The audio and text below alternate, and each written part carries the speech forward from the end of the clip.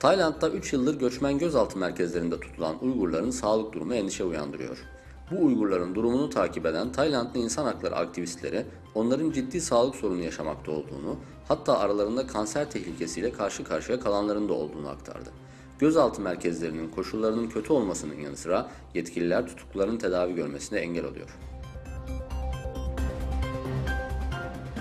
Urumçi Demiryolu İdaresi resmen bir limited şirket olarak listelendi.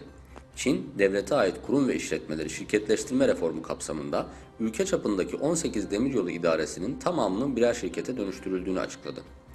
Konuyla ilgili görüşlerini bildiren Doğu Türkistan Enformasyon Merkezi Başkanı Karakaş, Uygurlar Çin hükümetinin 40 yıldır yapmakta olduğu ekonomik reformlardan hiçbir fayda görmüyor. Devlete ait işletmeler kişiselleştiriliyor ve şirkete dönüştürülüyor. Ancak Uygurlar bundan yararlanamıyor. Büyük ve orta ölçekli işletmeler sadece Çinli göçmenlere veriliyor.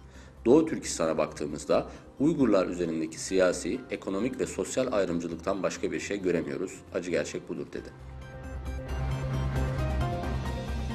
İnsan Hakları Gözleme Örgütü, Çin'in büyük veri sistemi ile ilgili ayrıntılı bir rapor yayınladı. Raporda bu sistemin vatandaşların kişisel veri gizliliğini ihlal ettiği, özellikle Uygurlar başta olmak üzere diğer azınlıklar ve muhalifleri hedefe aldığı eleştirildi.